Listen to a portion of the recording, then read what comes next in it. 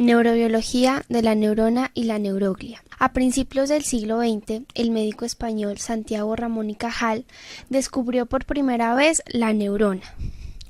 En el año 1906 es acreedor al Premio Nobel en Medicina por descubrir mecanismos que gobiernan la morfología y procesos conectivos de la célula nerviosa. Definición de neurona. La neurona es la unidad estructural y funcional del sistema nervioso. Son células excitables especializadas para la recepción de estímulos y la conducción de impulso nervioso. Su tamaño y forma varían considerablemente, pero en general cada uno posee un cuerpo celular y sus prolongaciones llamadas neuritas. Estas son las responsables de recibir la información y conducirla hacia el cuerpo celular. El cuerpo de la neurona contiene la membrana celular y el cono axónico, que es la parte inicial del axón. Además, posee un núcleo y organelos citoplasmáticos. Las neuronas maduras no son capaces de replicarse. Clasificación estructural de las neuronas. Neuronas unipolares. Su cuerpo celular tiene una única neurita, que es el axón. Se divide a una corta distancia del cuerpo celular en dos ramas. Una se dirige a una estructura periférica y la otra se dirige al sistema nervioso central. Se encuentran ubicadas en los ganglios de los nervios craneales y en el ganglio de la raíz posterior. Neuronas multipolares. Son las más numerosas en el sistema nervioso central. Las neuritas se originan a partir del cuerpo celular y se clasifican según su tamaño en neuronas de Golgi tipo 1. Son las principales. Poseen un axón largo que puede tener hasta 1 metro de longitud y forman fibras del cerebro y de la médula espinal. Neuronas Golgi tipo 2. Circuitos locales. Poseen un axón corto, terminan cerca del cuerpo celular. Son más numerosas que las Golgi tipo 1. Además, tienen un aspecto estrellado debido a sus dendritas tan cortas. Neuronas bipolares. Tienen un cuerpo celular muy largo. Emerge una única neurita. Se encuentran en la retina y en las células de los ganglios coclear y vestibular. Clasificación funcional de las neuronas. En el ámbito funcional, las neuronas se clasifican en sensoriales, motoras e interneuronas. Las neuronas sensoriales conducen impulsos desde los receptores hasta el cerebro y la médula espinal. Otros impulsos son informativos, son visión, sonido, tacto y dolor. Generalmente este tipo de neuronas poseen una estructura de tipo pseudo-unipolar o bipolar. Motoneuronas conducen el impulso desde el cerebro y la médula espinal hasta los efectores, músculos y glándulas, lo que origina la contracción de las fibras musculares o la secreción glandular. Por lo general, estas son de estructura multipolar. Existe otro tipo de neuronas cuyos somas y procesos permanecen en el sistema nervioso central y se les conoce como interneuronas, las cuales no tienen contacto directo con estructuras periféricas. Las interneuronas son responsables de la modificación, coordinación, integración, facilitación e inhibición, que puede ocurrir entre la entrada sensorial y la salida motora. Por lo general, su estructura es de tipo multipolar. Estructura de la neurona. Encontramos el cono axónico, que carece de organelos citoplasmáticos, ya que sirve para distinguir los axones de las dendritas. Los ribosomas y aparato de Golgi pueden estar en las dendritas, pero no en los axones. Núcleo. Contiene los cromosomas y toda la estructura génica. Las células maduras ya no se pueden duplicar.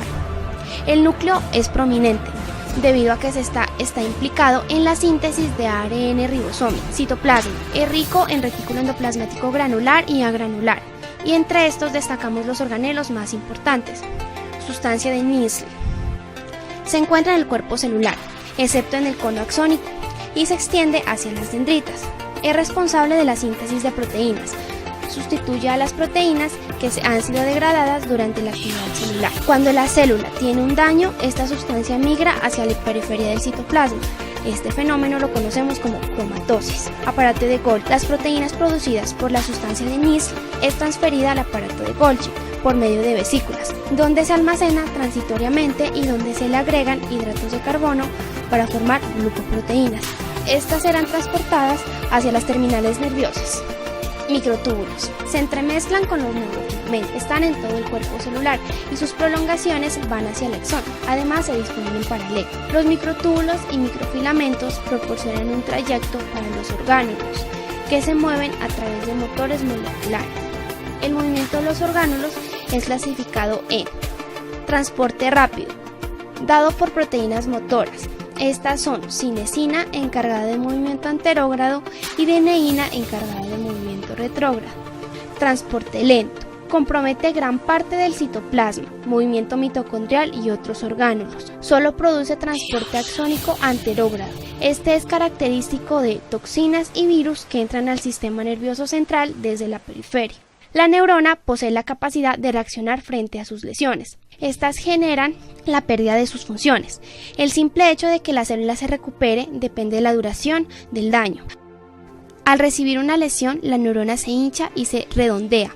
El núcleo y los gránulos de Nils son desplazados a la periferia. Cuando la célula se recupera, los orgánulos se disponen en su sitio adecuado. Cuando la célula muere, es disuelta y eliminada por actividad de los fagocitos, que son las células microgliales.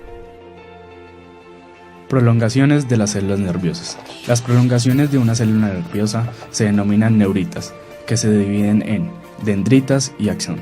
Las dendritas son prolongaciones cortas del cuerpo celular.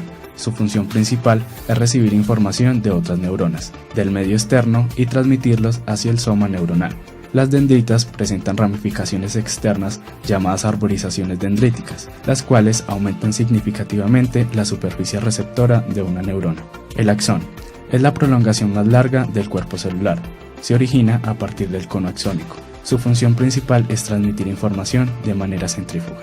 Los extremos distales de las ramas terminales de los axones reciben la denominación de terminaciones o botones sinápticos. El citoplasma del axón se denomina axoplasma. El axoplasma no posee gránulos de Nils ni aparato de Golgi, por lo tanto, no hay síntesis de proteínas. Así, la supervivencia del axón depende del transporte de sustancias a partir del cuerpo celular. El axón está aislado del endoneuro circundante por una cubierta lipídica abundante, aproximadamente 80% de lípidos, denominada vaina de mielina. Hay neuronas holomielinizadas que están completamente recubiertas por vaina de mielina y neuronas meromielinizadas que se encuentran parcialmente recubiertas por la vaina. Hay algunos espacios entre las porciones mielinizadas del axón, los cuales se denominan nódulos de Ranvier. Estos permiten la corriente saltatoria. Excitación de la membrana plasmática del cuerpo neuronal. Cuando se produce un estímulo químico o mecánico que excita a la célula nerviosa, ocasiona un cambio en la permeabilidad de la membrana. Las compuertas de activación del canal de sodio y la conductancia a sodio se incrementa con rapidez y logra ser mayor que la conductancia por potasio. Se difunden a través de la membrana plasmática al interior del citoplasma. Esto da lugar a que la membrana se despolarice progresivamente. Esto produce el denominado potencial de acción, que se aproxima a más 40 milivoltios. Es muy breve, con una duración de 5 milisegundos. Una vez generado el potencial de acción, se extiende sobre la membrana plasmática y es conducido como impulso nervioso. Una vez desencadenado el impulso nervioso sobre una región, no puede desencadenarse inmediatamente otro potencial de acción. Este periodo lo conocemos como periodo refractario. Si se aplican múltiples estímulos excitatorios a la superficie de una neurona, los efectos pueden sumarse. La permeabilidad de la membrana a los iones sodio cesa de manera rápida. Por la despolarización, esta abre los canales de potasio a valores más elevados, ocasionando que los iones potasio fluyan desde el citoplasma celular y así el área localizada de la célula retorna al estado de reposo. La bomba sodio-potasio es el mecanismo más importante para mantener la diferencia de concentraciones de sodio y de potasio a través de la membrana celular, así como la de establecer un voltaje eléctrico negativo en el interior de la célula. Sinapsis. La sinapsis es el sitio en el que dos neuronas se ponen en estrecha proximidad y se produce la comunicación funcional. Las superficies que casi se sobreponen en la sinapsis se denominan membranas presinápticas y posinápticas y se encuentran separadas por una hendidura sináptica.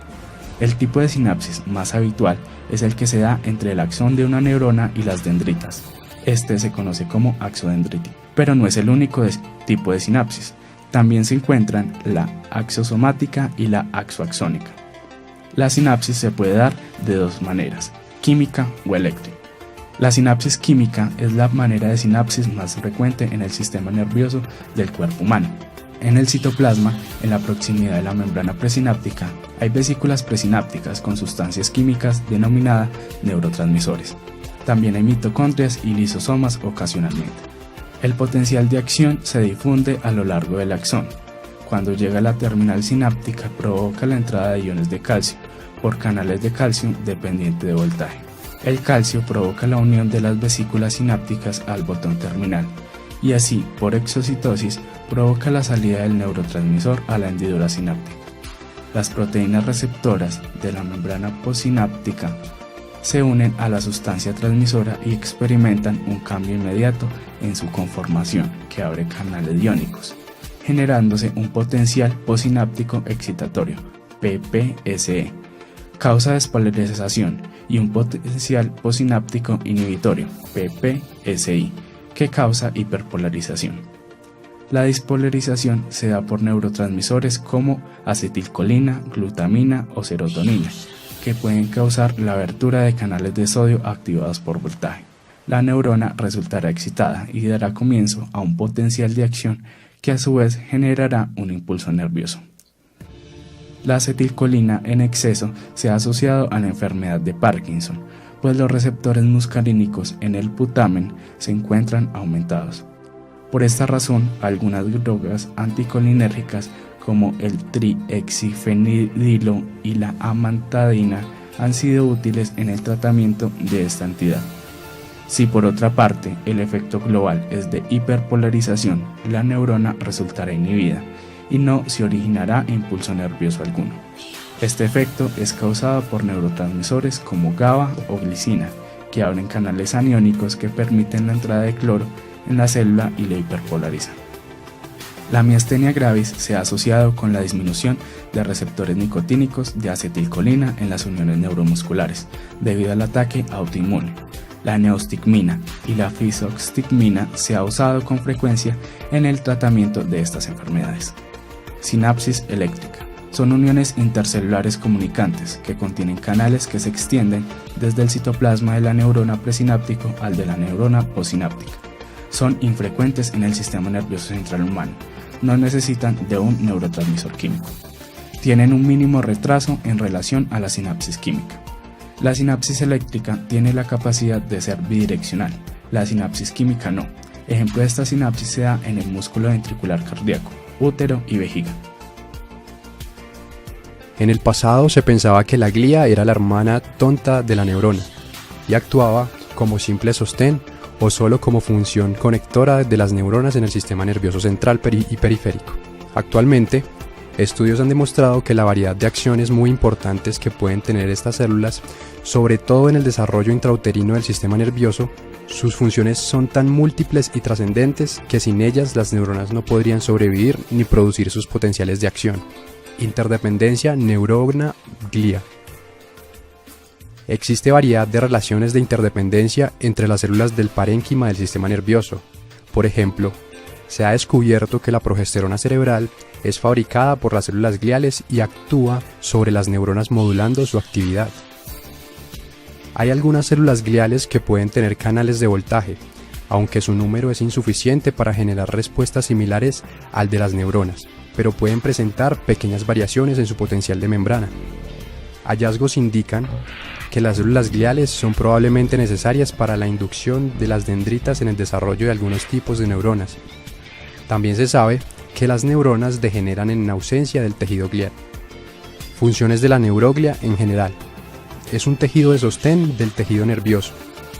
Intervienen en la mielinización de los axones. Interviene en la formación de la barrera hematoencefálica por medio de los pies vasculares de los astrocitos. Cumple un papel orientador en la migración de las neuronas durante el desarrollo del sistema nervioso. Puede absorber o secretar ciertos intermediarios químicos como el GABA y el ácido glutámico. Interviene en la desintoxicación del amoníaco, cuyo exceso es perjudicial para el sistema nervioso. Almacena glucógeno indispensable para el funcionamiento de las neuronas. Tiene capacidad para sintetizar proteínas. Además de las funciones descritas, las células gliales podrían tener funciones más elevadas, como la de ser responsables de ciertos tipos de inhibición presináptica y también la de intervenir en los cambios a largo plazo relacionados con la memoria. Clasificación de las células gliales. Las células gliales se clasifican en macroglia, oligodendroglia, microglia y células ependimarias. Macroglia. La macroglia y las células neuronales derivan del mismo tipo celular. Ambas se forman a partir de una misma célula madre que proviene del ectodermo. Las principales células macrogliales son los astrocitos, participan con la microglia en actividades fagocíticas. Luego de la muerte de neuronas por procesos patológicos, los astrocitos proliferan llenando los espacios que previamente eran ocupados por neuronas, proceso denominado cicatriz glial. Los astrocitos se dividen en protoplasmáticos y fibrosos. Astrocitos protoplasmáticos son satélites neuronales unidos a la pía madre y forman parte de la barrera hematoencefálica. También pueden ser satélites vasculares, porque sus expansiones van unidas a la pared de los vasos sanguíneos. Astrocitos fibrosos se encuentran principalmente en la sustancia blanca entre los fascículos de las fibras nerviosas. Se fijan a los vasos sanguíneos y sus pies forman una vaina glial continua llamada membrana limitante perivascular. Oligodendrocitos son de tamaño intermedio, más pequeños que los astrocitos y mayores que la microglia. Está en íntima relación con los axones y alrededor de los somas neuronales del sistema nervioso central, siendo más frecuentes en la sustancia blanca. Forman la mielina a nivel periférico y se diferencian en que los oligodendrocitos mielinizan varios axones a diferencia de las células de Schwann, que lo hacen solo en uno, en el sistema nervioso periférico. Microglia son las células más pequeñas de las células gliales, descritas inicialmente por Del Río Ortega. Son las células encargadas de la inmunidad del sistema nervioso, protegen el sistema nervioso central de la invasión a microorganismos, actúan como los macrófagos presentes en la sangre, proliferan ante la injuria y tienen capacidad migratoria. No son residentes del todo del sistema nervioso central, son monocitos que inundan dicho sistema cuando se presenta lesión de los vasos sanguíneos del tejido nervioso. Recientemente se ha establecido que la microglia se origina tanto en el neuroepitelio como en la médula ósea. Estas no solo fagocitan sustancias y agentes extraños, sino que activan los linfocitos T y B. Ependimocitos son las células del sistema ventricular encefálico que varían de forma columnar a cuboides. Pueden tener cilios y están relacionadas con la formación del líquido cerebroespinal. En el adulto pueden ser células vástago-neuronales multipotenciales que generarían nuevas neuronas y glías. Dichas células se pueden dividir en respuesta al factor de crecimiento epidérmico y al factor 2 de crecimiento del fibroblasto. Aunque estas son solo una población muy pequeña de células relativamente quiescentes, aproximadamente el 1%. Los ependimocitos intervienen en la depuración de los desechos neuronales. Por sus cilios contribuyen a la circulación del líquido cefalorraquídeo y también desempeñan un papel activo en su formación. Glía radial. Las neuronas en muchas regiones son guiadas hacia sus destinos finales, reptando a lo largo de un tipo de célula glial que actúa como guía. Se trata de la glía radial. Cabe destacar que la migración a lo largo de la glía radial se realiza sobre todo en regiones donde las células están organizadas en capas, como la corteza motora, el hipocampo y el cerebelo. Nuestro sistema nervioso es el complejo multifuncional y estructural, el cual tiene como unidad básica a la neurona. Es de suma importancia conocer la neurobiología de estas estructuras tan complejas para comprender las diferentes patologías que se pueden desarrollar en el sistema nervioso.